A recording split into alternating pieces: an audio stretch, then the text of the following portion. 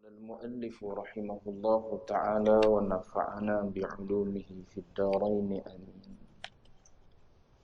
باب كراهية جمع المال لئلا يرغب العبد في الدنيا. Bab kebencian menghimpun harta supaya tidak menggalakkan hamba menyintai dunia. Tuan-tuan muslimin sedang jemaah yang dirahmati Allah sekalian, alhamdulillah.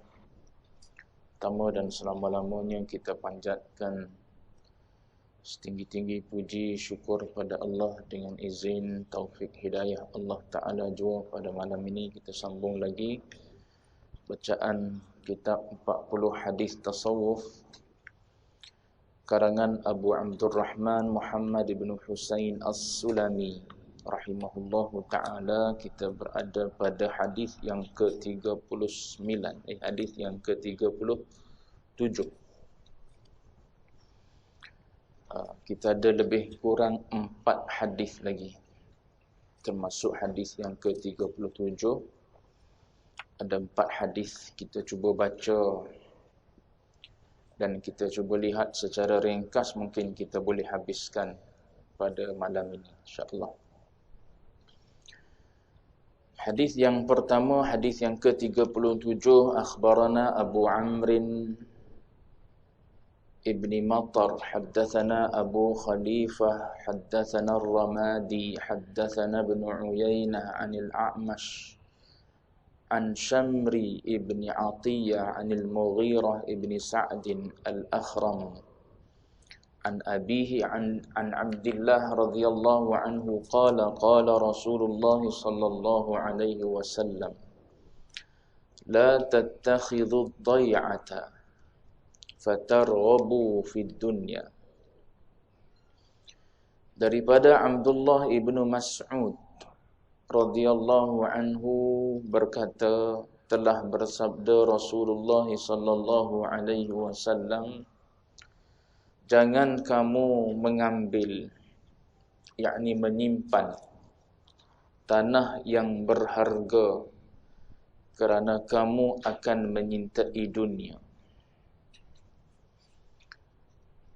Hadis ni tersimpan di sisi Al-Imam Ahmad dalam Musnad dia dan oleh Al-Imam At-Tirmizi, oleh Ibn Hibban dalam sahihnya. Tuan-tuan boleh lihat dalam nota kaki di bawah itu, di antara perkara yang baginda Nabi SAW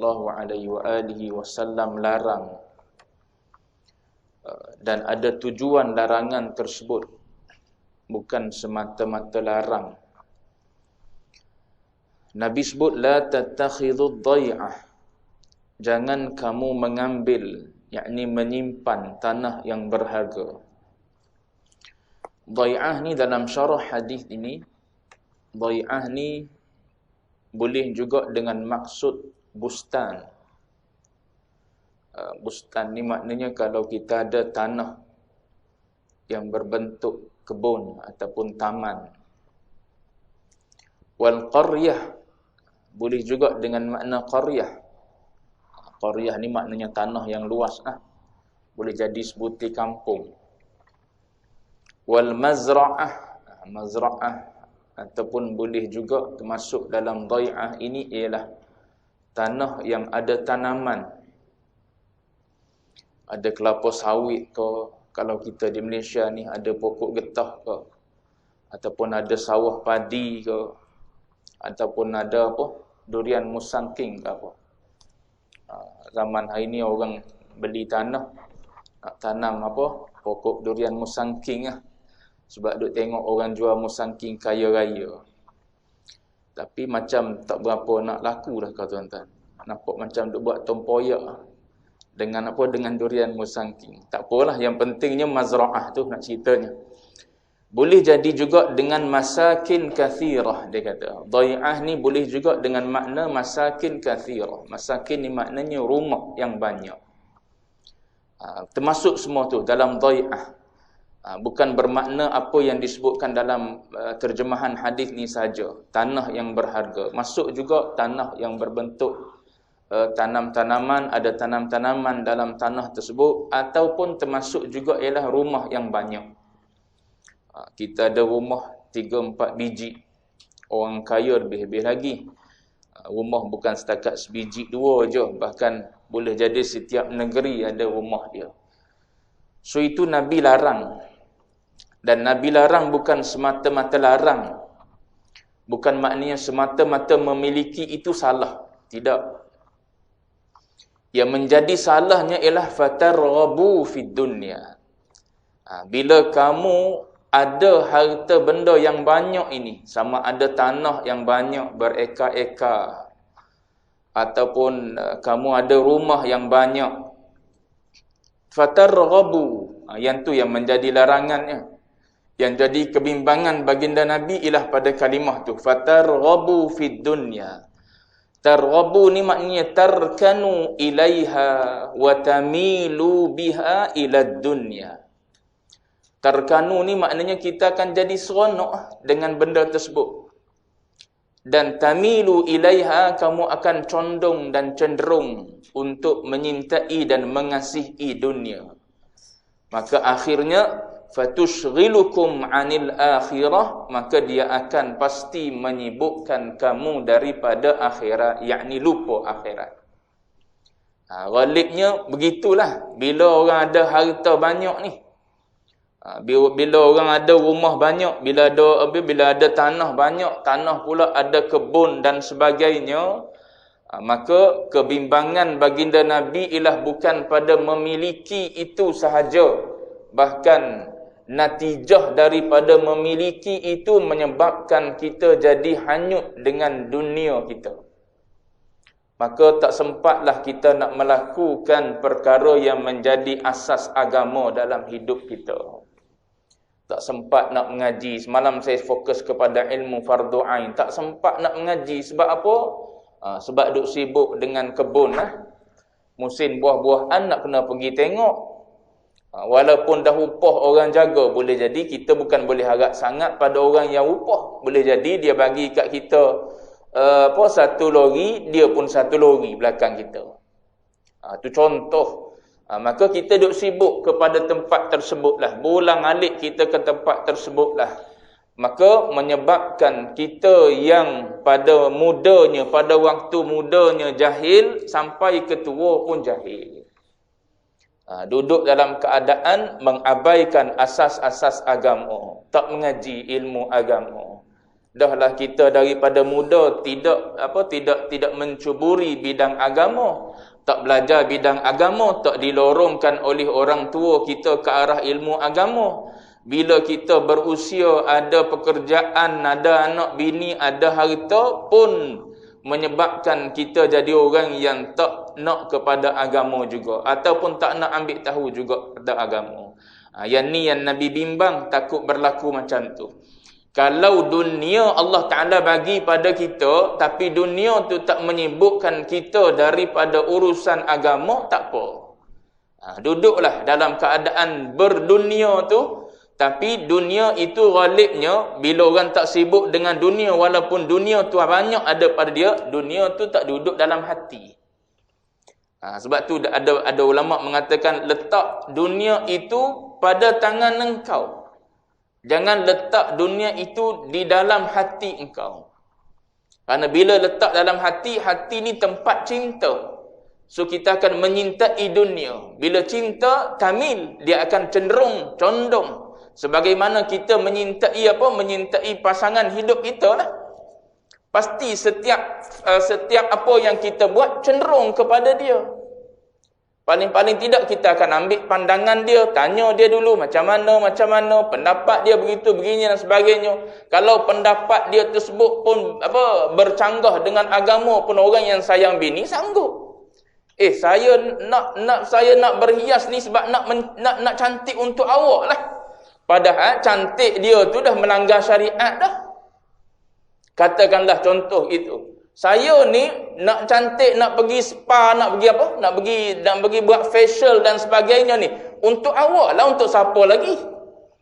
Padahal kalau kita tahu dia guna kecantikan tersebut bukan untuk kita setiap masa pun. Dia keluar ke rumah dalam keadaan pakaian tidak menepati syariat dan sebagainya dah. Tapi kita yang dah melihat perkara tersebut pun kadang-kadang tak berani dah nak tegur. Tu bila hati kita dah cenderung kepada dia, kasih pada dia, nak tegur pun rasa tak berani dah. Nak tegur pun rasa tak tergamak dah. Nak tegur pun biarlah. Tu persoalan yang dibimbangi oleh Rasulullah. Kalau kita boleh ada dunia dalam keadaan kita tak terpengaruh dengan dunia, tak ada masalah. Ambillah dunia sebanyak-banyak pun. Sebab orang yang diberi dunia pasti dalam dunia dia dalam hatinya tak ada dunia, pasti dunia itu menjadi jambatan untuk akhirat. Kalau orang tersebut memiliki dunia dan dunia tersebut tidak ada tempat dalam hati dia, pasti dunia yang dia milik walau seluruhnya akan jadi jambatan untuk dia menuju akhirat. Tapi bila dunia ada pada kita dan dunia tersebut duduk di dalam hati kita, maka dia tak akan jadi jambatan kepada akhirat. Bahkan dia akan menghumban kita kepada kebinasaan dan kecelakaan. Ghalibnya gitulah kita tengok. Zaman apa? Zaman contoh kalau dalam pengajian kitab hikam dia pernah sebut. Kadang-kadang ada orang sebelum ada motor beza. Sebelum ada motor elok dia datang berjalan ke masjid, ke surau waktu maghrib, waktu isyak. Tapi bila dah ada motor tak datang pula ke masjid. Sebelum ada bini elok duk mari masjid mengaji. Bila dah ada bini tak datang masjid. Tak datang masjid tu boleh jadi berjemaah di rumah ke apa ke, tapi miss lah benda-benda yang kita buat ketika duduk di masjid. Dengan pengajiannya tak ada lah. Bila kita sembahyang jemaah di rumah, takkan kita mengajar kat rumah. Kecuali kita orang yang berilmu agama juga. Cuma nak sebut contohnya gitu. Kadang-kadang orang bila duduk sendirian lain, bila dia dah diberi nikmat, ada anak, ada bini, jadi makin jauh. Ini yang pernah berlaku dalam sejarah sahabat-sahabat Nabi. Wa 'ala thalathati alladhina khulifu. 3 orang sahabat yang sanggup memberi alasan kepada baginda Nabi. Sebab apa? Sebab tak nak meninggalkan rumah mereka, tak nak meninggalkan kebun taman mereka. Dalam Quran sebut syaghalatna amwaluna wa ahluna. Yang menyebutkan kami adalah apa? Amwaluna wa ahluna. Harta benda kami dan anak pinak kami. Amwaluna, harta benda kami, wa ahluna, dan anak pinak kami. Itu yang menyebutkan kami. Nabi ajak pergi berjihad bagi alasan macam-macam. Sebab nak jaga kebun tengah berbuah pada masa tersebut. Kalau kau pergi, siapa nak petik, siapa nak ambil? Ibaratnya begitu. Larangan baginda Nabi ni bukan semata-mata tak nak bagi orang yang ambil jalan tasawuf, maka jangan ambil dunia langsung. Tak. Setelah jiwa kita dah bersih, dah suci, ambillah dunia, tak ada masalah. Bahkan dunia itu akan menjadi jalan kita menuju Allah Ta'ala. Ada duit banyak, duit tu jadi jalan untuk menuju Allah Ta'ala. Ada jawatan tinggi, dia akan jadi jawatan itu akan jadi jalan untuk dia mendekatkan diri pada Allah Ta'ala. Dia ada apa sekalipun yang diberi oleh Allah Ta'ala pada dia, dia akan jadi jalan untuk dia mendekatkan diri pada Allah Ta'ala. Tapi kalau orang macam kita, orang yang macam kita yang masih lagi jiwa kita ini ada kecintaan terhadap dunia, harta dan sebagainya dapat pada kita, maka kita akan jauh daripada Allah, jauh daripada agama. Yang tu yang dibimbangi berlaku kepada umat dia. Sebab tu Nabi larang la tattakhidud dhai'ata fatarghabu fid dunya. Syekh Mustafa An-Nadawi dia kata apa? La tanshaghilu fi jam'il amwal dia. Waktu dia mensyarahkan hadis ni, satu je dia bagi tahu poin dia. La tanshaghilu fi jam'il amwal. Jangan kamu sibuk untuk mengumpulkan harta benda. Apatah lagi kalau kita nak jadi penuntut ilmu. Penuntut ilmu sibuk dengan harta benda, jawab dia terabailah pelajaran. Sebab tu belajar ni waktu muda. Waktu usia anak-anak remaja kita tu. Tak perlu fikir apa? Tak perlu fikir tanggungjawab dan sebagainya. Belajar je kerja dia. Bila dah masuk usia kita ni, macam-macam benda dah yang menyibukkan kita. Yang menyebabkan kita tertangguh pengajian. Tertangguh itu, ini dan sebagainya. Sebab apa? Sebab banyak tanggungjawab. Sebab tu, waktu belajar adalah waktu syabab. Waktu usia muda. Waktu yang belum kita ada tanggungjawab yang banyak. Kecuali tanggungjawab kita dengan diri kita. Memenuhkan diri kita dengan ilmu. Sebab tu Al-Imam Syafi'i mengatakan, orang muda ni, kerja dia adalah menjadikan diri dia berilmu dan bertakwa pada Allah Ta'ala. Kalau dia tak dapat dua ni pada waktu muda, maka kata Imam Syafi'i, fakabbir alaihi arba'an liwafatih. Maka takbirlah 4 kali macam semayang jenazah tadi, sebab si fulan bin si fulan ni sebenarnya dia adalah sudah meninggal pada hakikatnya. Walaupun jasad dia hidup berjalan, hidup molek lagi, ada ruh lagi. Tapi orang yang luput pada usia mudanya ilmu dan takwa, maka dia ibarat seperti orang yang sudah meninggal. Tak berguna pun. Tak ada ilmu, sampah. Tak ada ilmu ni sampah masyarakat. Kita tengok orang budak-budak yang tak berpendidikan, anak-anak yang tak berpendidikan, dia jadi sampah masyarakat je. Duduk buat kerja karut-marut, duduk meragut orang, duduk buat khianat pada benda-benda. Ni semua budak-budak yang miss pendidikan. Bila tak ada pendidikan, tak ada ilmu, apatah lagi ilmu yang tidak menjurus ke arah pembinaan takwa, maka lagilah hilang punca, hilang arus. Hidup ni tak ada matlamat, tak ada tujuan. Hidup ni hanya untuk seronok je, memenuhi keinginan diri je. Nak buat apa? Buatlah. Hidup ni hanya sekali. Sebab tu kata Imam Syafi'i, kalau dua ni tak dapat di usia muda, fakabbir alaihi arba'an liwafati.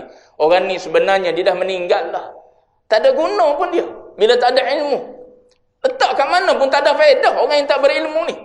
Tuan-tuan, sebab ada ilmu, tuan-tuan duduk kat mana orang boleh ambil manfaat. Biar duduk mana pun, mesti orang boleh ambil manfaat. Paling tidak orang boleh ambil untuk jadi imam, untuk jadi apa? Untuk baca doa tahlil, untuk apa? Untuk itu, ini dan sebagainya. Duduk kat mana orang-orang yang ada ilmu ni, dia berfaedah, bermanfaat. Orang bertakwa, duduk kat mana pun, dia boleh beri kebaikan pada orang lain. Orang yang tak ada takwa, orang yang khianat, dia boleh bagi apa? Dia tak boleh bagi apa pun, tuan-tuan. Sebab tu Imam Syafi'i menganggap orang ini sebenarnya dia dah meninggal lah. Tak punya apa-apa manfaat lagi. Fakabbir alaihi arba'an liwafati. Cuma saya sebutkan dalam hadis ni, Nabi melarang tu supaya apa? Supaya kita tak jadi orang yang sibuk dengan dunia. Sehingga kita lupa matlamat ataupun tujuan hidup kita di dunia ini. Disebabkan oleh harta benda yang kita miliki. Itu dalam surah At-Takatsur tu, alhaakumut takatsur. Allah Taala sebut tu, telah melalaikan oleh kamu at-takatsur. Takatsur ni maknanya berlumba-lumba untuk dapat banyak. Dapat harta banyak, dapat anak banyak, hatta zurtumul maqabir. Tak sedar tu, duk sibuk dengan semua benda tu, hatta sehingga berhenti dia bila dia masuk kubur. Bila masuk kubur baru berhenti.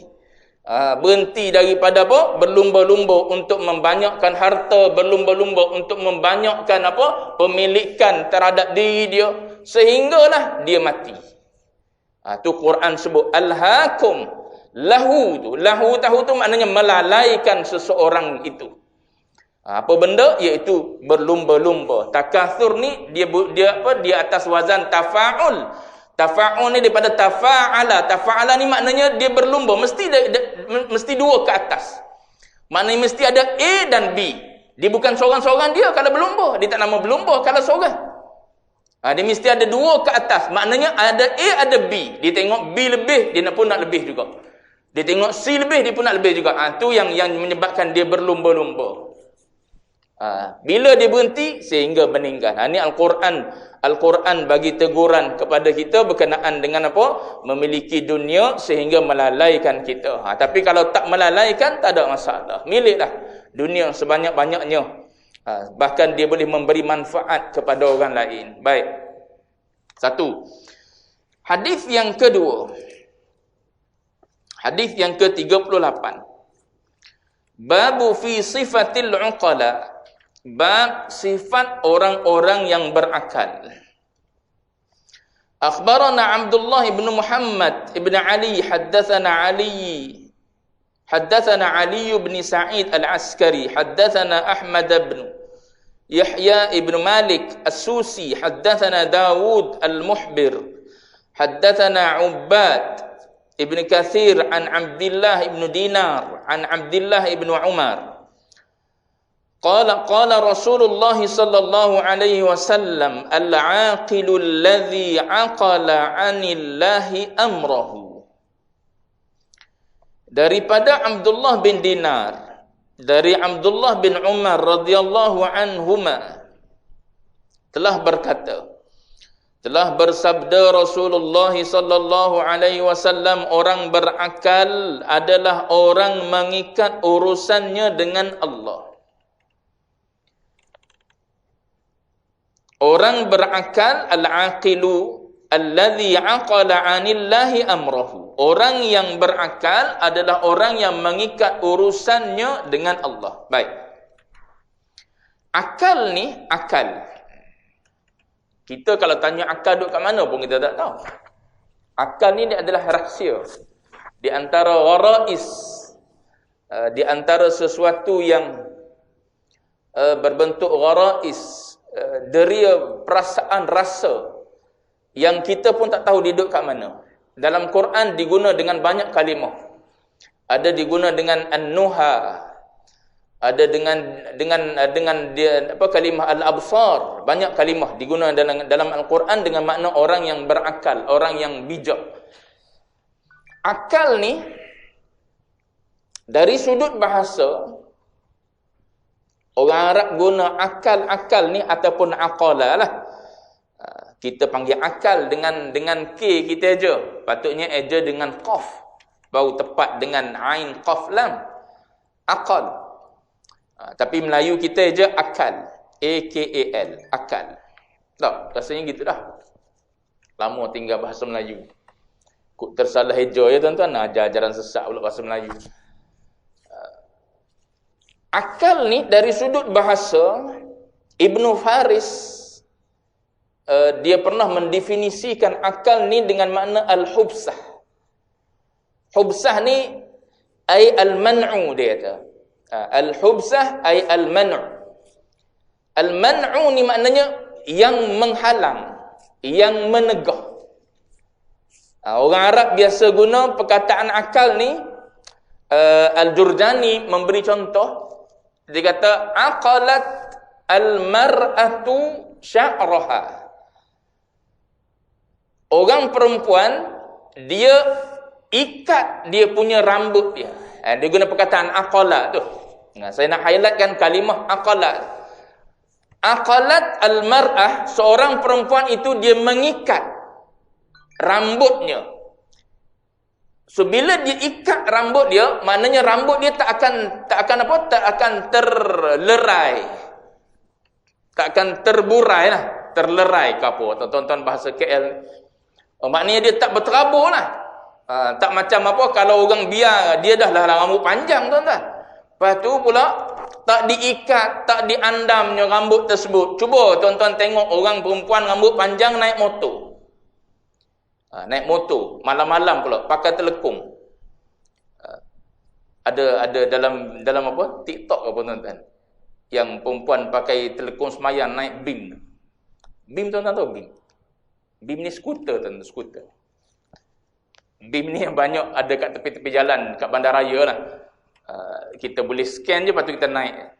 Kita parking kereta, kita naik BIM tu pergi ke tempat-tempat yang kita nak tuju. Lepas tu kita boleh simpan balik BIM di tempat tu. Cuma dia jenis skuter lah. Pakai telekong semayang, malam-malam naik BIM. Orang tengok macam hantu. Itu pakai telekong okey lah. Ni kalau naik motor, tak pakai apa-apa, helmet tak pakai, dengan rambut panjang, tuan-tuan bayang. Jadi, aqalat ni, bila diikat rambut dia, maka rambut dia tak akan terbang, terburai gitu. Macam hantu, tidak. So, akal ni dia mengikat orang tersebut daripada melakukan perkara-perkara yang tidak baik. Itu akal. Fungsi akalnya gitu. Dari sudut logah ni, bukan dari sudut syarak ni. Saya bawa dari sudut logah je. Dari sudut syarak dia ada definisi dia tersendiri. Dari sudut logah sendiri, akal ni dia akan mengikat orang dia ataupun tuan dia daripada melakukan perkara-perkara yang mencelakakan dia ataupun yang membinasakan dia, yang menjatuhkan dia kepada kepada perkara yang tidak baik, atau akal. So maknanya ulama sebut, kalau definisi dari sudut logah akal ni begitu, maknanya orang yang buat sesuatu yang tak elok, maknanya automatik orang tersebut orang yang tak berakal. Walaupun dia bijak. Walaupun dia bijak. Kan ramai orang bijak hari ni duk makan rasuah. Tu maknanya pada agama, dari sudut bahasa pun, orang ni sebenarnya orang yang tak berakal. Tak cerdik lah maknanya kalau kita. Bahasa kasar lagi maknanya bodoh lah. Sebab apa? Sebab akal dari sudut bahasa Arab, orang Arab guna untuk benda baik. Dia akan bawa tuan dia untuk melakukan sesuatu yang baik. Dalam hadis ni sebut itu. Orang yang berakal adalah orang yang mengikat urusannya dengan Allah. Yang ni sebagaimana yang saya dah pernah sebut, apa yang Baba yang sebut contoh. Seperti haiwan yang diikat di leher dia, kemudian ditambat. Maka haiwan yang diikat di leher, kita ni ibarat seperti orang yang diikat oleh Allah Ta'ala di leher itu. Diikat dengan apa? Tali itu adalah tali syariat. So maknanya memegang tali itu ibaratnya Allah Ta'ala lah. Kalau kita nak mudah faham. Yang memegang tali itu adalah Allah. Kita ni adalah ibarat yang diikat di leher. Maka bila ada tali, wa'tasimu bihablillah, maka kita ada tali ni, dia tak akan pergi jauh daripada tali tu. Habis-habis jauh pun, habis qadar tali tu. Kalau 5 meter, maknanya 5 meter je dia boleh pergi. Tapi cuba tuan-tuan bayang, orang yang tidak ada akal, maknanya orang yang tak diikat dengan syariat, ataupun yang tak diikat dengan tali, kalau kita nisbah pada haiwan, tak diikat dengan tali, pasti dia akan melanggar perkara yang tak sepatutnya dia buat. Haiwan, kalau lembu, kalau katakanlah tak diikat dengan tali, dia masuk je ke mana-mana. Dia bukan reti, ini kebun apa, ini kebun tuan dia, ini bukan kebun tuan dia, dia bukan reti. Dia masuk je mana-mana kebun. Dia rasa nak makan rumput, dia makan rumput. Nak makan tanaman, dia makan tanaman. Pokok bunga orang pun dia makan. Keladi yang orang beli ratus-ratus, dia makan. Ya, sebab apa? Dia tak ada tali. Begitulah ibaratnya manusia. Bila tak diikat, bila manusia tersebut tidak ada akal, tu, maka manusia tersebut akan melakukan perkara-perkara yang dilarang oleh Allah Ta'ala. Sebab sifat akal tu sendiri, dia akan membawa manusia itu kepada Allah Subhanahu Wa Ta'ala. Sebab tu saya pernah sebut, akal ni sifat dia bu'dun nazar. Sifat akal ni dia melihat jauh sehingga sampai ke akhirat. Kalau kita ni betul-betul berakal, maka kita akan melihat sampai ke akhirat. Nak buat apa-apa pun kita akan melihat natijahnya di akhirat. Kita nak ambil walau 5 sen, kita akan lihat natijahnya di akhirat macam mana 5 sen ni. Kita nak bercakap sesuatu yang tak elok, kita nak buat sesuatu yang tak elok, kita berfikir jauh sampai ke akhirat. Natijahnya menguntungkan ataupun tidak. Itu orang yang berakal. Sebab tu, saya pernah sebut contoh. Apa yang dipakai oleh orang Arab Saudi terutamanya, yang letak syal, tailasan di atas kepala dia, dia letak warna hitam bulat tu. Itu dipanggil iqal. Kalimah yang sama. Sebab tu kalimah aqala ni dengan pecahan-pecahan dia ditulis dan termaktub dalam Al-Quran sebanyak 49 tempat. 49 tempat digunakan kalimah ain qaf lam dalam berbagai bentuk lah, dalam bentuk aqala ke, dalam bentuk yaqilun ke, dalam bentuk aqil ke, banyak-banyak bentuk tu ulama bilang semua sekali ada lebih kurang 49 ayat Allah Ta'ala sebut. Maknanya pentingnya akal ni. Sebab tu, dengan sebab akal ni lah tertentu atas diri kita mukallaf ataupun tidak. Dilihat pada akal. Berakal ke tidak orang ni? Berakal dia mukallaf lah. Tapi dia tak berakal, tak mukallaf. Tak mukallaf ni maknanya lahir, daripada lahir dia tak berakal, ataupun dia tak berakal start umur 15 tahun katakanlah. Sebelum tu elok berakal. Balik-balik je tak berakal katakanlah. Aksiden punah akal dia. Jadi orang gila. Maka duduk atas dunia ni free. Walaupun usia dia 100 tahun lebih, free. Tak payah semayang, tak payah buat apa-apa. Itu pentingnya akal. Bila ada akal je, tuntutan datang atas kepala kita. Macam-macam nak kena buat. Nak kena semayang, nak kena puasa, nak kena mengaji. Nak semayang kena mengaji dulu, nak puasa kena mengaji juga. Nak buat apa-apa pun, semua melalui ilmu. Itu orang yang ada akal. Tapi kalau tak ada akal, duduk atas dunia ibarat seperti percuma oleh Allah Ta'ala. Jadi akal ni secara tabiat dia akan membawa tuan dia menuju kepada kebaikan. So ulama kata kalau begitu definisi akal dari sudut lughah, membawa tuan dia kepada perkara-perkara yang baik, mencegah tuan dia daripada melakukan perkara yang tidak baik. Mafhum sebaliknya ialah orang-orang yang melakukan perkara-perkara yang tidak baik, yang melanggar syariat, maka orang tersebut automatik dia adalah orang yang tidak berakal. Itu secara mudah, secara ringkas untuk kita faham. Jadi Nabi kata al-aqilu allazi aqala 'anillahi amrahu. Ingat, kalau kita nak jadi orang yang berakal, ataupun kita ni orang berakal ataupun tidak, orang yang sentiasa ikat dengan Allah Ta'ala urusan dia. Tu orang yang berakal. Tuhan bagi ke tak bagi, Tuhan benar ke tak benar, halal ke haram, kira dulu apa yang kita nak buat tersebut. Adakah dibenarkan oleh agama, oleh syariat ataupun tidak. Maka orang tersebut orang yang berakal bila dia nak buat sesuatu. Baik. Hadis 38. Hadis 39. Nak habis ni. Babu fi ibahatis sama'. Ni ringkas-ringkas tuan-tuan. Ni keharusan mendengar nyanyian pula. Dapat hadis ni balik dengar lagu 90-an. Pok Ye semula kata.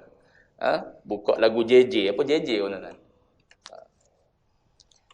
Akhbarana Muhammad bin Muhammad Ya'qub al-Hafidh, haddatsana Muhammad bin Abdullah ibn Yusuf al-Harawi bi Dimashq.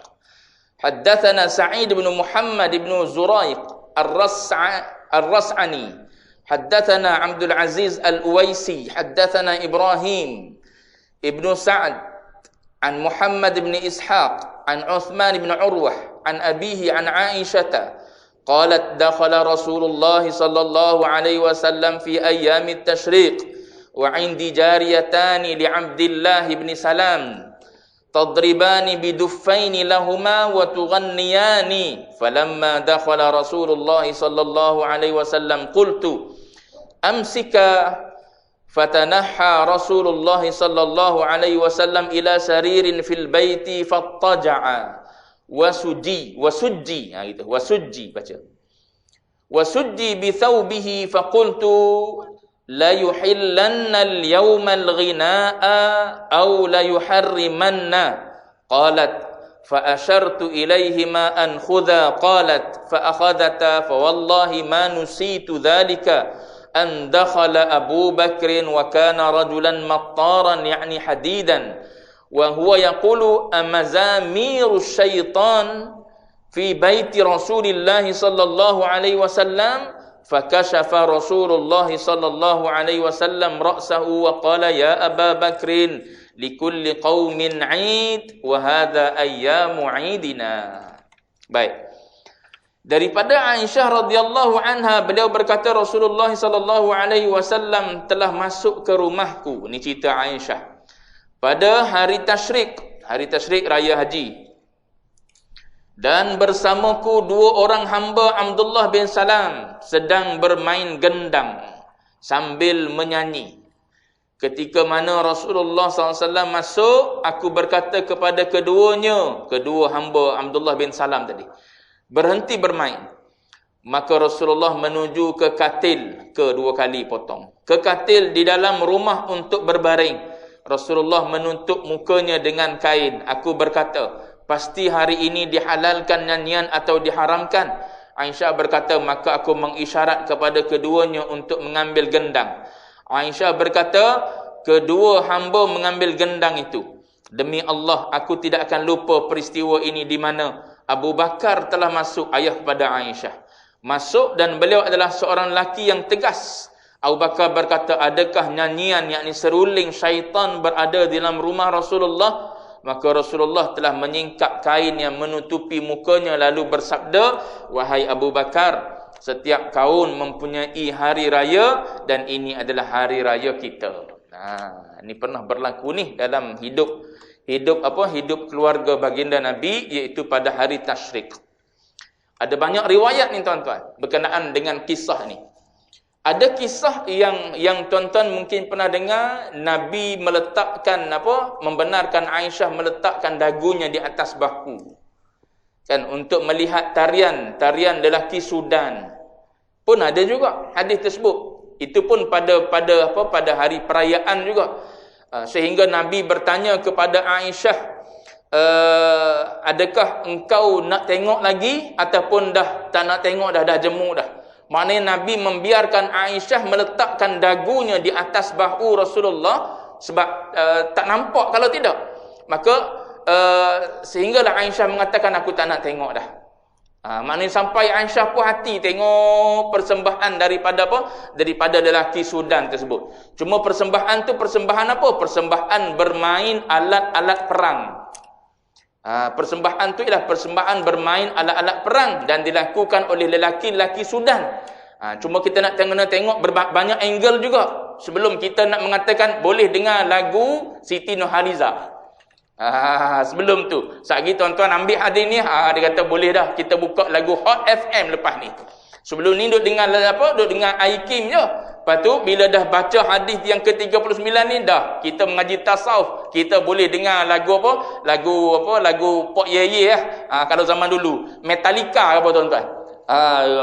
Zaman muda tuan-tuan dulu. Jadi ini peristiwa yang berlaku pada hari raya, pada hari perayaan. Dalam hadis yang kita baca ni, yang tadi tu hadis lain berkenaan dengan lelaki Sudan tu. Hadis yang kita baca ni berlaku pada hari Tasyrik. Dan dalam riwayat yang lain, disebut sini jariyatani, dua orang hamba yang dimiliki oleh Abdullah bin Salam. Dalam hadis yang lain dia sebut bintani, dua budak perempuan. Maknanya duna sinnil bulu. Maknanya budak itu masih belum balik. Perempuan tapi budak tersebut masih belum balik. Yang duk menyanyi dalam TV itu semua dah balik. Yang duk menyanyi dalam TV itu semua mak orang dah tu.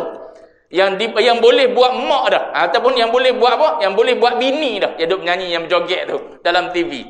Yang ni dalam riwayat lain sebut bentani. Bentan tu maknanya duna sinnil bulu. Dia maknanya belum sampai umur balik. Berapa orang ni? 2 orang. Baik, tuan-tuan tengok. Bila Nabi masuk dalam rumah, Nabi tengok ada benda ni berlaku dalam rumah dia. Aisyah sedang tengoklah, maknanya duf sedang dipukul, perempuan-perempuan tadi ataupun budak-budak muda tadi itu sedang menyanyi di dalam rumah Rasulullah. Abu Bakar memang tak boleh lah. Abu Bakar ayah kepada Sayyidatina Aisyah radhiyallahu anha memang tak setuju langsung lah dengan peristiwa ini. Sebab tu Abu Bakar terus menegur, adakah patut dalam rumah Rasulullah ada mizmar, ada seruling, ada lagu-lagu, ada nyanyian? Tu Abu Bakar As-Siddiq melihat perkara tersebut memang tak sepatutnya ada dalam rumah baginda Nabi. Tapi Nabi pada masa itu menegur Abu Bakar seolah-olah Nabi memberi ikrar kepada Aisyah bahawa benda tersebut adalah harus. Apa yang dilihat oleh Aisyah, apa yang sedang dilakukan oleh 2 budak perempuan tadi adalah harus. Tapi tuan-tuan kena lihat, Nabi masuk dalam rumah tersebut, kemudian Nabi berbaring di atas katil dan menutup mukanya. Ulama mengatakan Nabi lam yungkir. Nabi memang tak mengingkari apa yang Aisyah buat. Tapi dalam masa yang sama, walam yastami'. Nabi tak berminat untuk dengar. Diri dia sendiri, dia tak berminat untuk dengar. Dan walam yahtammu bih. Nabi tak ambil berat pun soal tu. Bukan jadi sesuatu yang membuat-buat nak dengar jugalah, nak tengok juga. Macam kita kan. Buka je radio Hot FM tu ataupun Klasik FM. Seronok je, hayal kita dengar zaman muda dulu contoh. Buka lagu tu je, galik kita dengar. Tu kita sendiri. Nabi walam yastami'. Dia tak berminat pun untuk dengar, tapi untuk meraihkan Aisyah, dia benarkan. Dakhuma, biarkan mereka berdua tu. Bahkan Nabi suruh Aisyah letak atas bahu dia, kalau hadis Sudan tadi. Maknanya Nabi benarkan Aisyah letak atas bahu dia, muka dia. Tujuan dia untuk Aisyah tengok, adakah Nabi sendiri berminat dengan benda-benda macam ni? Dalam jiwa Rasulullah tidak sebagaimana jiwa kita lah, yang berminat dengan hiburan-hiburan sehingga berlebih-lebihan kita ambil. Apatah lagi, yang dilakukan ini bukan pada hari-hari biasa. Yang dilakukan ini adalah pada hari perayaan. Yang tu yang ulama istinbat tu. Harus ini ialah pada hari perayaan. Lepas tu siapa pula yang menyanyi tu, yang bergendang tu? Budak-budak yang belum sampai umur baligh. Dalam keadaan yang tidak melanggar hukum syariat. Jangan kita menggunakan hadis ini untuk menghalalkan hiburan yang ada di zaman kita. Jauh sangat. Tapi kalau tuan-tuan duduk dalam majlis ulama-ulama tasawuf, tuan-tuan akan dengar juga gendang-gendang dipalu. Dan bacaan-bacaan qasidah dibaca. Itu tak ada masalah. Sebab benda-benda yang dibaca itu pujian pada Allah, pujian pada Rasulullah, dipalu gendang, dibaca beramai-ramai. Bahkan ada kalau tuan-tuan pergi ke Turki, tuan-tuan akan lihat satu keadaan di Turki, tarian Sufi dipanggil. Depan nanti adalah sekali tarian Sufi. Itu pun ada asal usul dia, ada sandaran-sandaran dia juga. Cuma kita tengok secara pintas lalu pada malam ni, insya-Allah kita sambung dalam kuliah yang akan datang lah. Cuma berkenaan dengan babu ibahatis sama' ni, perlu difaham dengan elok supaya kita tidak menghalalkan apa yang tidak disebut ataupun yang tidak dihalalkan oleh baginda Nabi. Bukan bermakna Nabi membenarkan kita mendengar nyanyian dan nyanyian itu sama dengan nyanyian yang ada pada zaman kita, tidak. Bahkan kita kena tengok banyak sudut nyanyian yang ada di zaman baginda Nabi dengan nyanyian yang ada pada zaman kita hari ini. Baik, kita berhenti situ dulu. Kita akan sambung insya-Allah lagi 2 hadis, itu hadis yang terakhir pada kuliah yang akan datang insya-Allah. Wallahu a'lam.